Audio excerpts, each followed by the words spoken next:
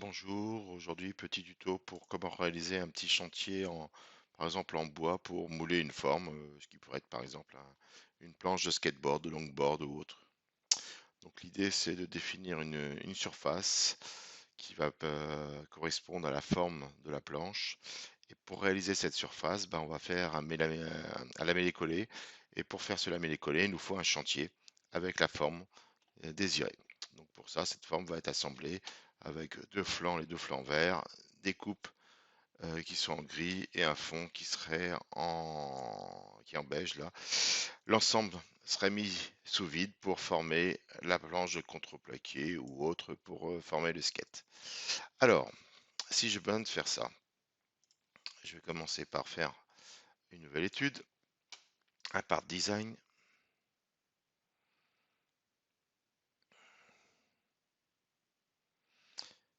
Ce part design, je vais le créer.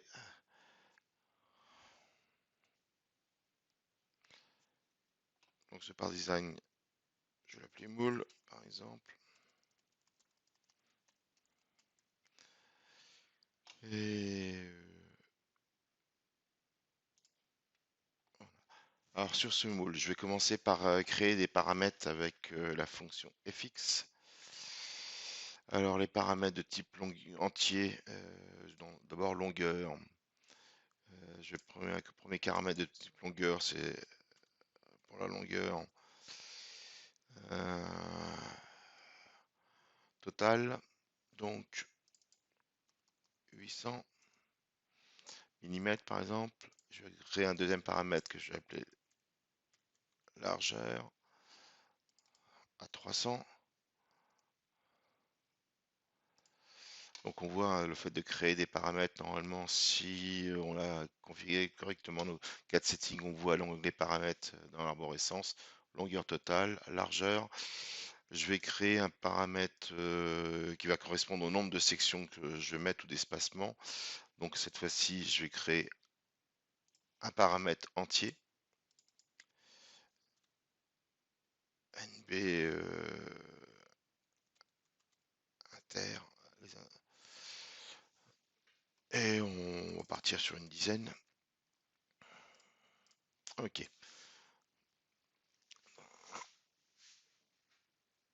Une fois que j'ai ça, je vais commencer par créer mes plans. Alors, généralement, je crée deux plans qui vont être distants de la moitié de 800. Donc, éditer formule, clic droit sur la valeur, éditer formule, faire 800 divisé par 2. OK. Et je refais un deuxième plan décalé dans l'autre direction de clic droit, éditer formule, 800 divisé par 2. Ok, l'intérêt de passer par une formule, c'est que si je mets 1000, mes deux plans s'écartent symétriquement et sont paramétrés par ces cotes-là. De la même façon, je vais créer des plans qui vont définir latéralement la largeur de mon outillage. Donc, éditer formule 300 divisé par 2 et je refais un plan décalé dans l'autre direction de 300 divisé par 2. Ok, je sauvegarde mon produit. Alors, là, je vais être paramétré par tout ça. Donc la première chose que je vais faire, je vais aller dans un... Donc j'ai créé un set géométrique, je vais définir l'objet de travail dans le set géométrique. Je vais dans l'atelier génératif shape design. Et dans cet atelier, je vais faire une première esquisse. Alors cette esquisse, par exemple, là, alors je peux faire vraiment n'importe quelle forme. Moi, je vais partir sur une spline et voilà la forme globale que je vais réaliser. Donc, je vais paramétrer un peu tout ça. Déjà, je vais mettre que les points extrémités sont coïncidents avec, clic droit, coïncidence avec mes plans d'extrémité. Je vais pouvoir dire que, alors, ici, moi, pour une raison de symétrie, je veux dire que ces deux points-là, ma planche étant symétrique, je vais le mettre symétrique, c'est pas une obligation. Et maintenant, il va me rester à côté les différents paramètres pour... alors, je vais mettre que ce point-là et celui-ci sont coïncidents. Et mettre une cote d'élévation à ce niveau-là. Millimètres. Et au milieu, une cote entre ça et ça. Je sais pas, 20. Alors, il me reste maintenant à positionner ce point-là pour savoir où serait le creux max. Pour ça, bah, je peux par exemple coter soit la position par rapport à ça ou la distance du creux. Alors là, je ne suis pas totalement contraint, donc je vais bouger. Je m'aperçois que c'est ce point-là qui n'est pas à la même hauteur que celui-ci. Donc je vais dire simplement que ça et ça, c'est symétrique par rapport au plan médian. Donc j'ai une esquisse qui est totalement verte. Et cette cote-là, bah, je vais dire que c'est éditer formule et que ça va être un pourcentage de la longueur totale. Donc fois 0,6. Ça fait 480. Ce qui fait que si je change à ma longueur de 800, proportionnellement, ce point restera toujours en ordre. Donc voilà, par exemple, la forme que je voudrais que ma planche obtienne après collage. Donc je sors de là-dedans. Je vais commencer par faire une surface par une extrusion. Donc extrusion surfacique. Je sélectionne mon élément. Je sélectionne l'élément limitant. Je sélectionne le deuxième élément limitant. Donc voilà, j'ai une surface qui correspond à la forme que j'aimerais avoir sur ma pièce. Ça, c'est la première partie. Je retourne dans l'atelier Part Design.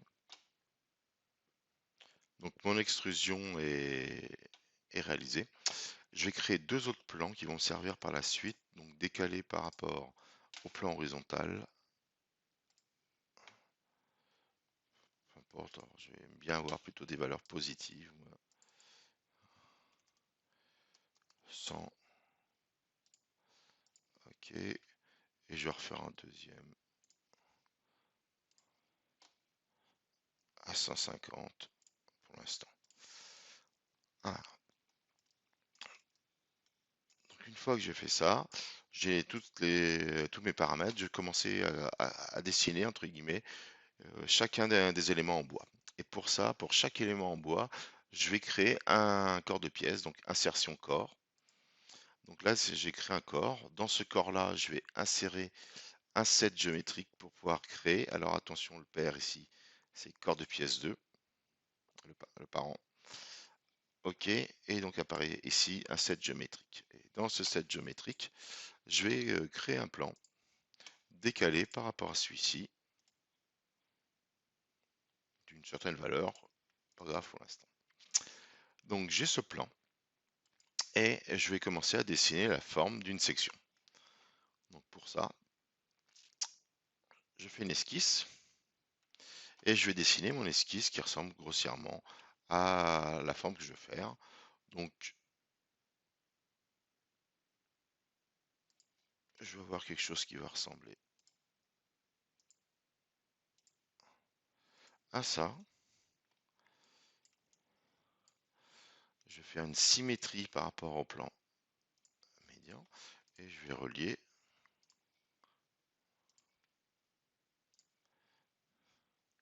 l'ensemble. Donc les encoches ici permettront de rentrer la forme sur les empreintes qui seront faites dans le morceau de bois longitudinal. Donc voilà l'ensemble. Alors maintenant, il va falloir contraindre totalement cette esquisse. Et l'idée, c'est de rentrer quasiment aucune cote, ou en tout cas que des choses qui se pilotent par l'extérieur. Alors déjà, je, je vais pouvoir coter la distance entre ça et ça. Et ça, c'est mon épaisseur de morceau de bois. Ah, je m'aperçois que je n'ai pas créé ça. Je sors de l'esquisse. il manque un paramètre, fx.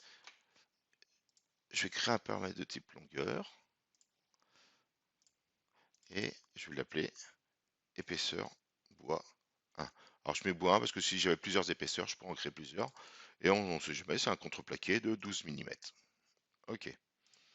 Donc je retourne dans mon esquisse. Et là, cette cote là qui est actuellement de 35 mm, je vais la double-cliquer, clic droit, éditer formule et dire que c'est égal à mon épaisseur de bois. Comme ça, si au dernier moment je change mon épaisseur et je passe sur un 18, un 21 ou autre, il n'y a plus qu'à changer ça et tout l'ensemble va continuer à suivre les évolutions. Pour ça, maintenant je vais contraindre l'ensemble. Le plan latéral est celui-ci, je mets coïncident. Le plan inférieur que j'ai créé me permettra de définir la partie basse et la partie intermédiaire. Voilà, avec la symétrie. Pourquoi il veut pas?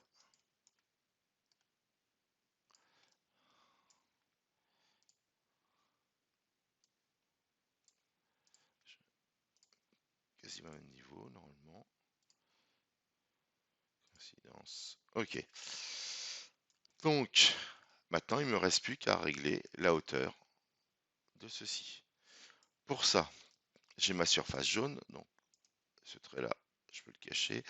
J'ai la surface jaune, donc je sélectionne ma surface, l'extrusion, et je vais faire non pas la projection, mais l'intersection, deuxième icône ici, l'intersection de la surface jaune avec le plan de l'esquisse qui est en quadrillage ici.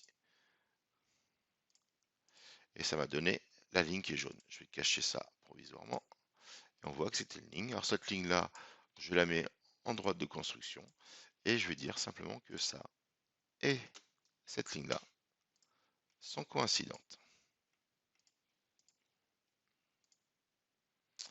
Une fois que j'ai fait ça, je vais pouvoir donner de l'épaisseur à cette esquisse.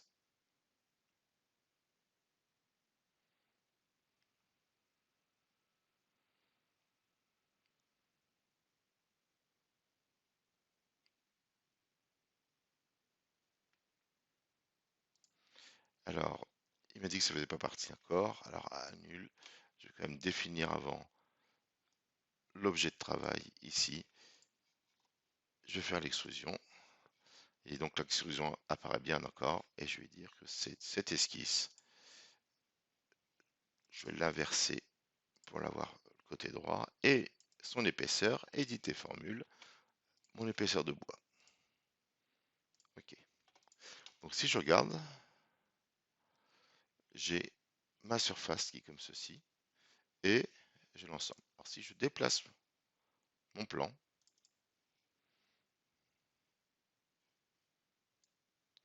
la forme suit.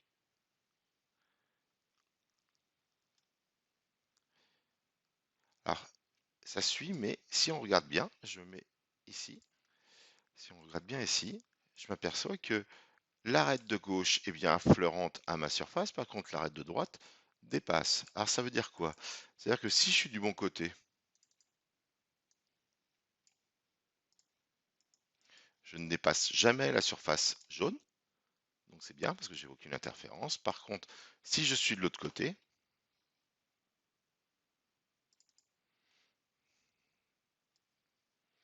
j'ai ce problème-là. Alors, soit il faudrait traiter le côté droit, le côté gauche. Moi, la solution pour ceci, une fois que j'ai fait ma première extrusion, je mets sur la face opposée à la première esquisse. La première esquisse passait par ce plan-là. Je refais une esquisse. Cette fois-ci, je fais un rectangle.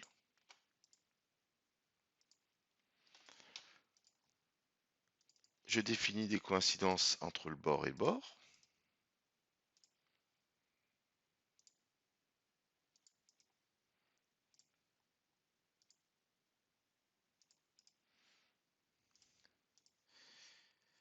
Après, je vais rechercher l'intersection cette fois-ci de la surface jaune avec mon plan d'esquisse. Ça me fait l'arête qui est là. Je cache pour mieux voir. Et on voit bien qu'elle est un peu inférieur en dessous. Je passe cette droite en droite de construction et je mets ma dernière limite coïncident avec ceci. Donc si je regarde bien, j'ai un cadre qui est un tout petit peu moins haut que l'ensemble. Donc une fois que j'ai fait ça, je sors de mon esquisse, je vais faire enlèvement de matière, donc la fonction poche, et alors si je fais poche ici, je vais garder que le petit millimètre qui me reste en haut. C'est pas ça que je veux, donc je vais faire inverser la direction, inverser le côté, pardon. Ok. Et donc maintenant, si je raffiche ma surface, je vois que je ne dépasse pas et que je sois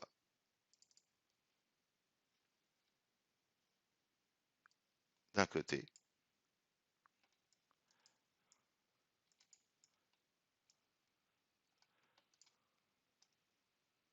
ou et là, ce serait bon. Donc, quelle que soit la position, j'aurai tout le temps, au mieux, une arête qui est en contact avec la surface jaune. Ok. Alors, il peut avoir ce petit message qui apparaît et me dit que la poche 1 est inutile. Oui, parce que dans cette configuration-là, ici, la poche 1 est inutile. Par contre, si je me mets un peu plus loin,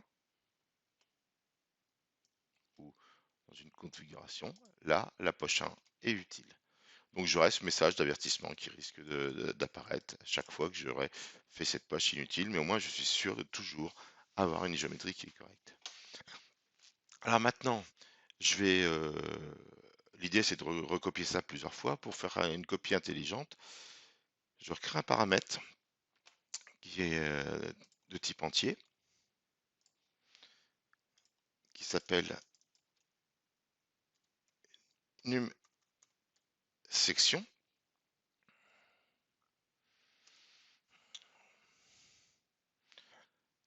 Je vais mettre un numéro OK.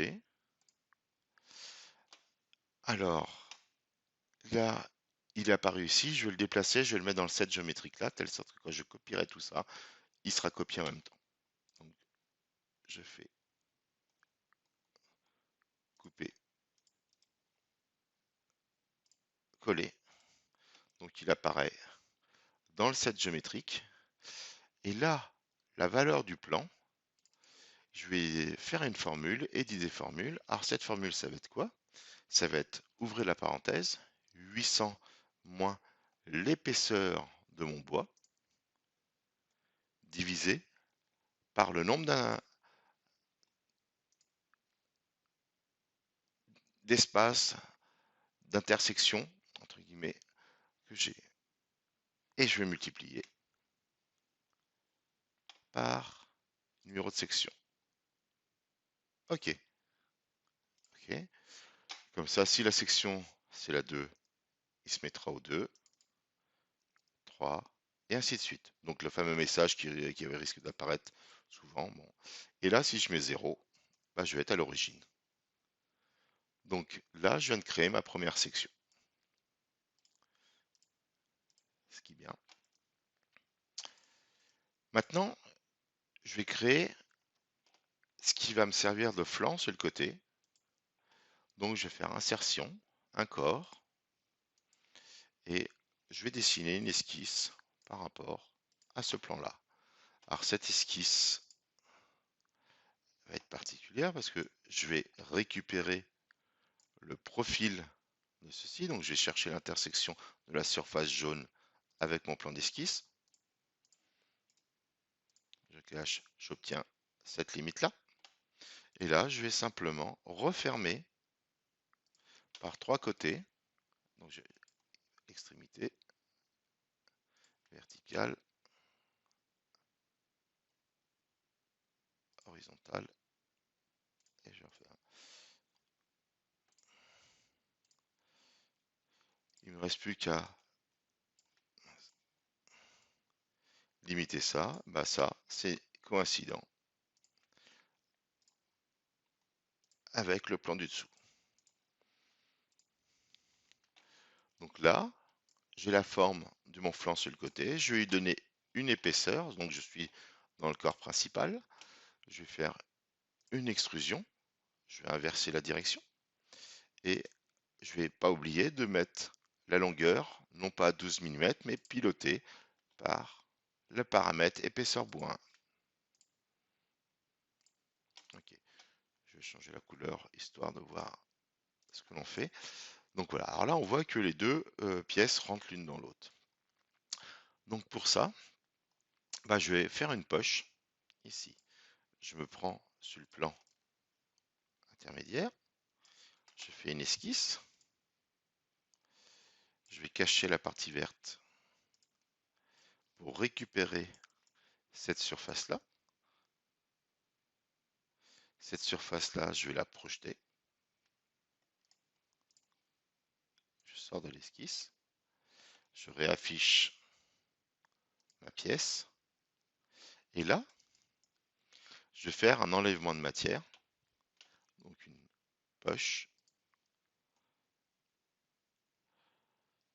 Là, c'est que je vais prendre l'esquisse que j'ai créée. La cote, il n'y en a pas, c'est jusqu'au dernier. Donc si j'enlève la partie basse, bah, c'est que j'ai décidé de faire mes encoches en bas. Là, j'ai décidé de faire les encoches plutôt en haut. Bah, je vais inverser la direction. Faire OK. Donc là, j'ai défini la forme de ceci. Maintenant, comme je connais le nombre, je vais répéter n fois la fonction poche. Donc répétition. Qu'est-ce que je répète? C'est la fonction poche. Point de vue direction, je prends la direction horizontale.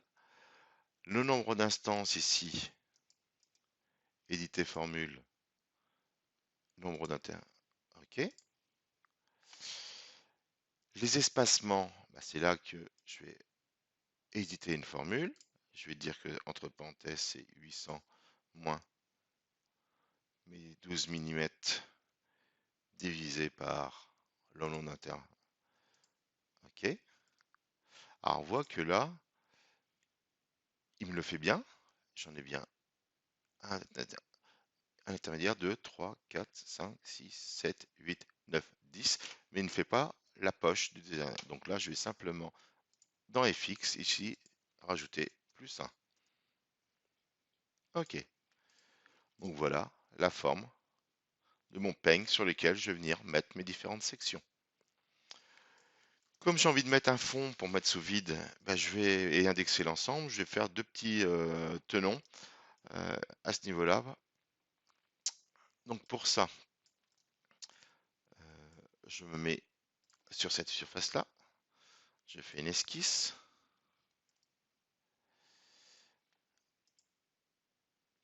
Je vais cacher la partie grise. Je vais dessiner un rectangle. Ce rectangle va être coïncident sur les bords.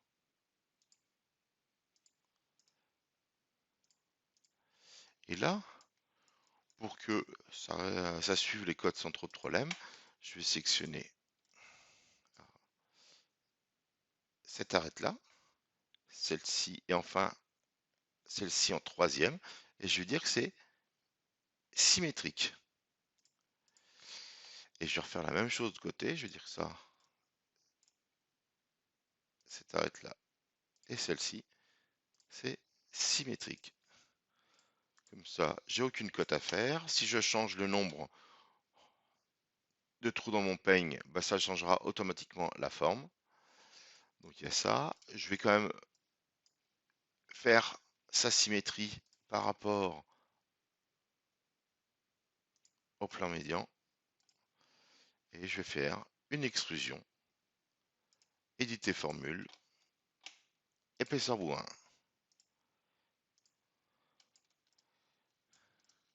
Donc voilà mon peigne sur lequel je vais venir greffer mes sections. Donc je peux rafficher la section.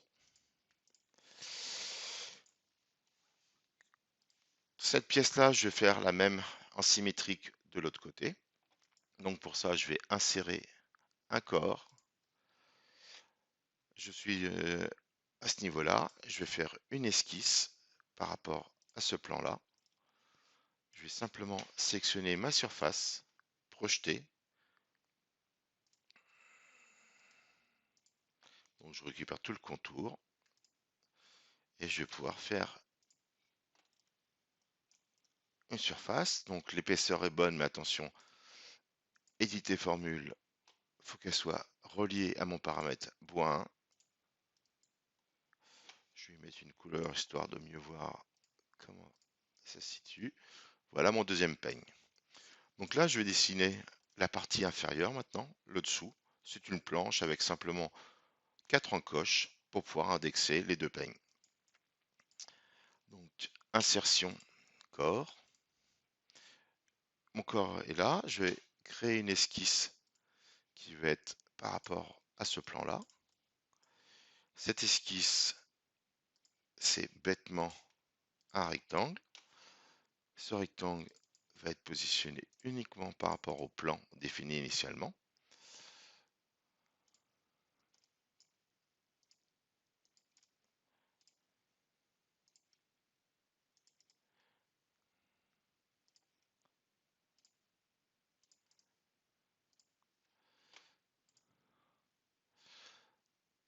Je mets une surépaisseur, aller dans le mauvais sens, inverser la direction, éditer formule, épaisseur bois, ok.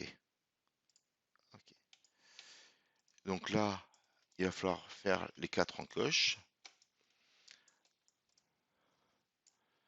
Donc, je me mets sur ce plan, je cache ma pièce, mon fond.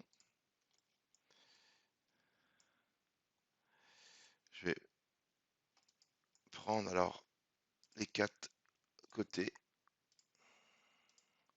que je vais projeter.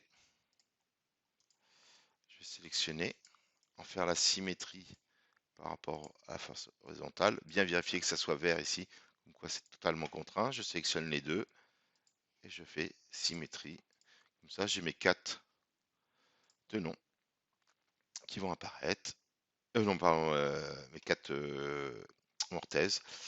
Donc une fois que je suis là-dedans, je réaffiche mon extrusion. Et je vais faire la fonction poche. Je sélectionne mon esquisse jusqu'au dernier.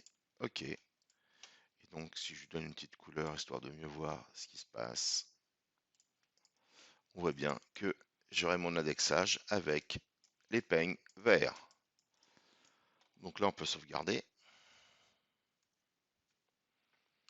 Alors à ce niveau-là, ce qui est bien, c'est que je peux changer mon nombre de cloisons d'espacement intersection. Si je mets à 15, l'ensemble suit. Si je mets à 6, pareil. Donc c'est à vous de choisir à peu près le nombre de cloisons. Si je change son épaisseur, tiens, c'est un contreplaqué de 6 mm, bah, je suis en 6 mm. Si je veux le passer en 15, je le passe en 15.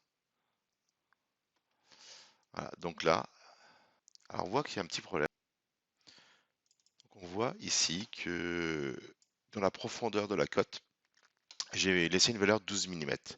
Alors qu'il faut absolument faire éditer formule et pointer sur l'épaisseur du bois. Surtout ne pas faire jusqu'au dernier, parce que ça pose des petits problèmes lorsqu'on ne recoupe pas la matière. Donc là, éditer formule, bois, ok. Comme ça, là, il n'y a pas de souci. Et si je vérifie avec la section 1, 2, alors je sais pas pourquoi, oui, parce que là, il ne devrait pas se déplacer. Alors la raison, si, petite erreur, là on voit, je mets la 3, c'est que l'ensemble se décale à ce niveau-là, c'est que j'ai dû définir quelque chose par rapport au bord. Mais bon, la section en tout cas suit, c'est l'essentiel. Donc une fois que j'ai ça, je vais pouvoir définir correctement mes épaisseurs et nombres, donc on peut repartir sur un 12 mm. On a à ce niveau-là l'ensemble. On a nos cœurs de pièces, on définit l'objet de travail ici. Donc celui-ci maintenant, je vais être obligé de le recopier, comme j'ai 10 pièces à rajouter. Là, ça fera la 11e avec celle-ci. Je vais copier et coller. Alors j'ai collé le premier, et si je regarde, il n'y a plus qu'à changer le numéro de section, mettre 1, et j'ai créé ma section. Coller. Alors là, je vais le faire plusieurs fois. Ouais, CTRL V.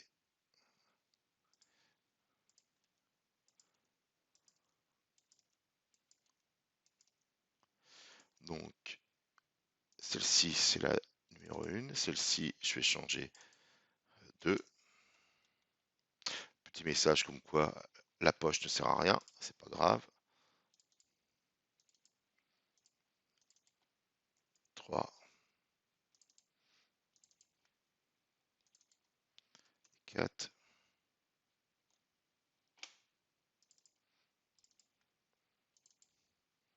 5,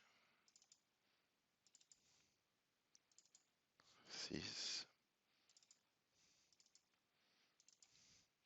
7, 8,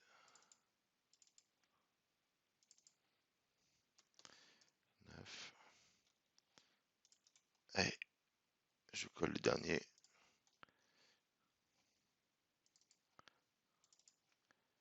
Et 10.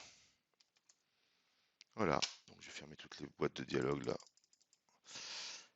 J'ai à ce niveau-là ma structure qui correspond à ce que je voulais. Donc des sections qui sont tenues par deux peignes en vert ici, telle sorte que mes sections ne dépassent jamais la pièce. Donc on voit que alors pourquoi ça? Parce que je vais simplement faire découper toutes ces pièces-là avec une technologie type laser ou jet d'eau. Donc je ne peux pas couper en biais. Et là, je suis sûr d'avoir qu'une arête au milieu qui dépasse. Donc ma pièce est finie. Alors là, j'ai droit de ça, je trouve que c'est peut-être un peu généreux en matière. Je peux maintenant simplement en bougeant mes plans ici, réduire la hauteur de mes encoches pour être à peu près minimal. 20 mm, c'est pas mal. Donc toujours le même problème des opérations. Puis là, pareil, je vais pouvoir réduire à ce niveau-là.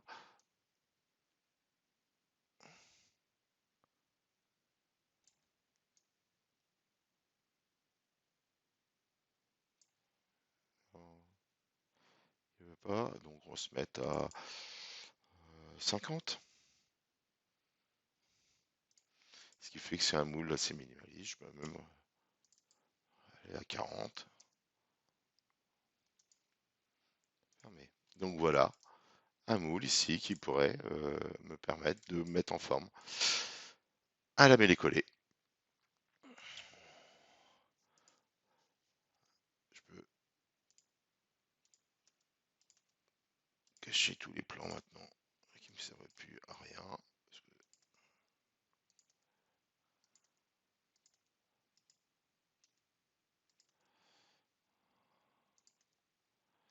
Voilà. Voilà mon outillage. Donc là, je sauvegarde. Maintenant, si je dois faire la mise en plan de ceci, bah, idéalement, ce serait de faire la mise en plan de chacune des pièces. Pour ça, je vais dans Drafting.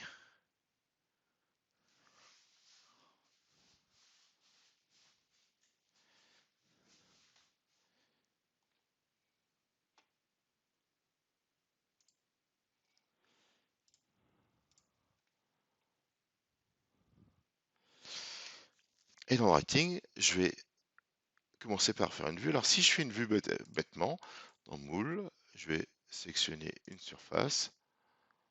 Ben, je vois que j'ai tout. Alors moi, ce qui m'intéresserait, c'est d'avoir chacune des planches séparément. Donc là, je supprime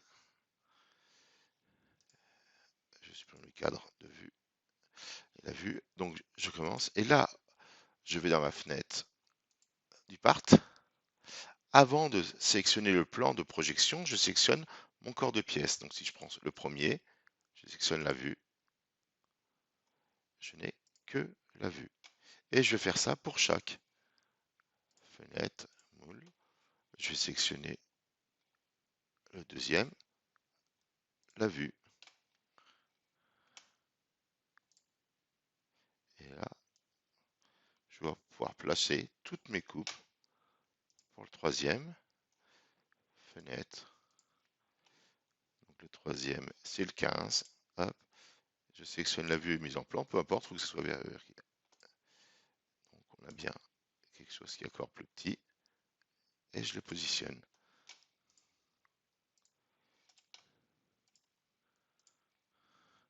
Pour le quatrième, corps de pièce 16. Donc très facile de faire la mise en plan pour envoyer sur un logiciel de découpe. Après, on fait un DXF et c'est bon. Donc je vais ne pas tout faire. Je vais quand même faire le fond. Donc pour faire le fond, je vais sélectionner.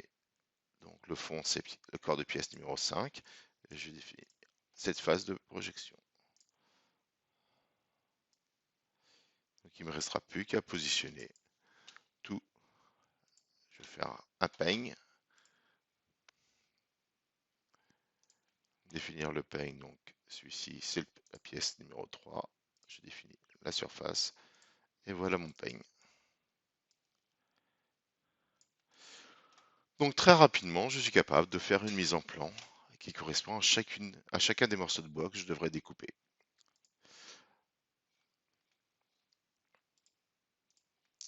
Voilà pour une petite vidéo pour la conception d'un moule basé sur une structure en bois, découpée laser ou jet d'eau. Merci de m'avoir écouté.